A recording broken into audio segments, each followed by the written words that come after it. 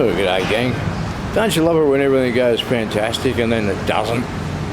Remember this Hyundai engine I put the head on a little whiles back? Half a year ago or something? Well, she suffered a bit with, you can see what's on the floor there. That's all out the radiator and out the cooling system. Now that's one issue. And the other is it had an oil leak, and I couldn't locate the oil leak, and it only happened since I'd put the cylinder head on it, or put the head gasket on it, and I received some information from guys in the know yesterday, and I'll show you where this oil leak is. That unfortunately I have to pull the whole thing back apart. But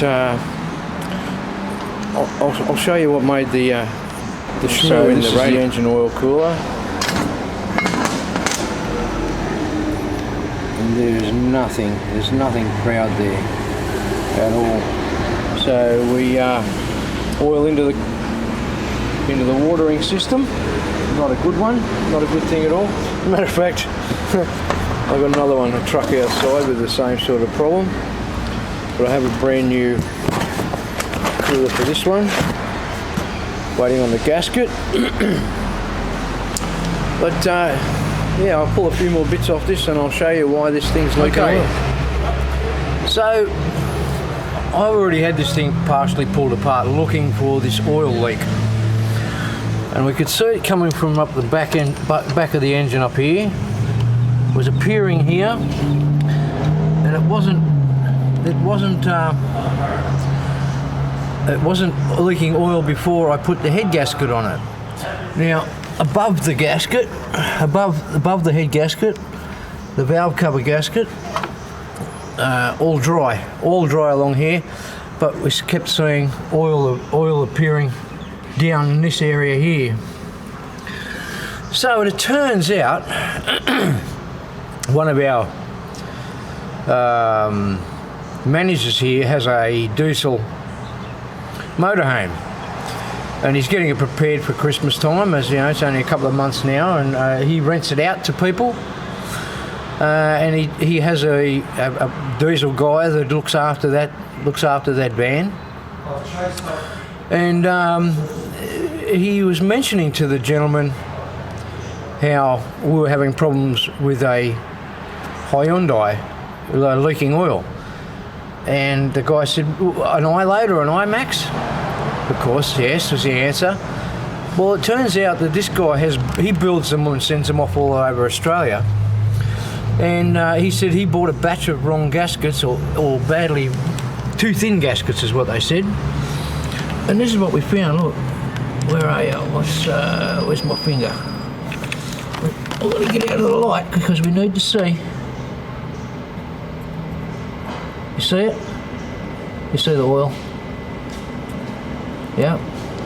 Well, apparently it's coming in between the gaskets, running out the back here, and running off.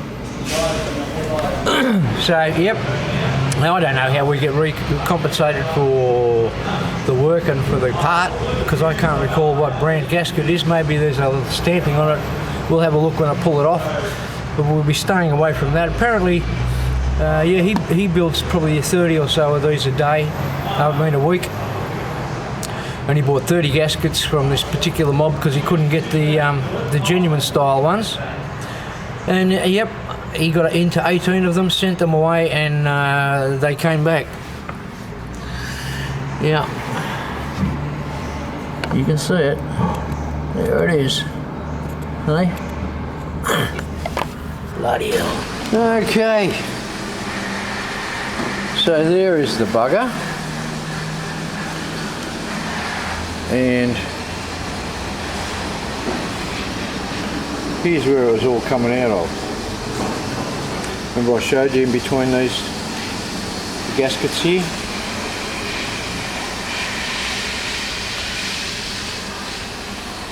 So that's what happens, comes out of this, returns. And head bolts go down through there too.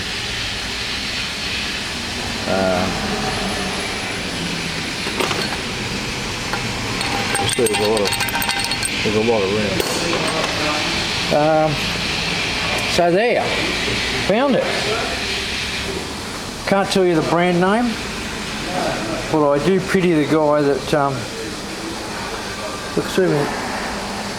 Yeah, I do pity the guy that built 18 engines and sent them out and had to get them back, all because of this poor head gasket.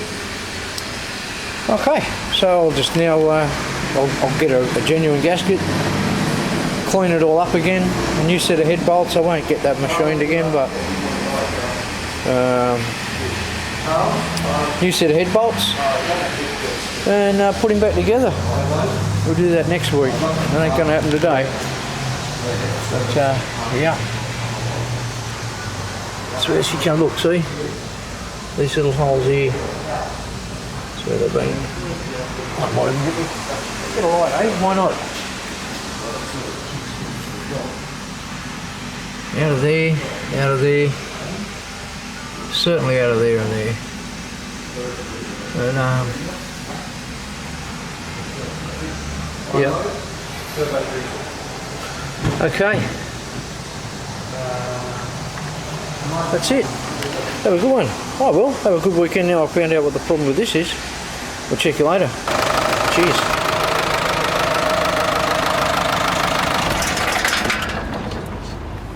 That's old school, that one.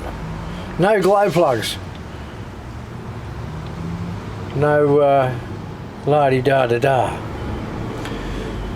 Let me tell you why I hate diesels. My introduction to diesels, I was 17. We had a gentleman who had a company. They did hole drilling, concrete pumping, all that sort of stuff, excavations. And he had an International ACO concrete pumper, and it was pretty much, you know, a flat bed. You've probably seen the old school concrete pumpers. They have that little bucket out the back where they tip all the concrete into, and it spurts out the, you know what I'm talking about. Well, this particular truck had two Perkins, 4-cylinder Perkins diesels in about just behind the cab area. Two 4-cylinder Perkins diesels. Now, the vehicle was on its way to a site to pump a foundation, and on the way there it broke the clutch. So it was about 1975 or somewhere in there, 76, 77, somewhere around there. So it was just around the back street from where from the workshop that I was at, and my job was to put a clutch in this International. It was a V8 petrol engine. You know, it wasn't a diesel. It was a V8 petrol engine. Now the thing is that the gearbox is probably about the same size as one of these ones. It's, you know, it's a big chunk of thing, but you know, with a jack and stuff, you know. But here's the punt. Here's the killer. The exhausts came out directly at the gearbox. Those Perkins exhausts came down right at the gearbox. So I'm on the side of the road, December, putting a clutch in a concrete pumping truck that was pumping concrete while I was doing the job. Man, I just never got over the smell of diesel, and I've hated it ever since. Never been a fan. Noisy, horrible, smelly, dirty, filthy. Never get the stains off your hands. Just don't love them. Anyway, that's why I don't like diesels. Now you can go and have a refreshment of some sort, and I'm looking forward to the end of the day. Have yourselves a goodie. Check you later. Cheers.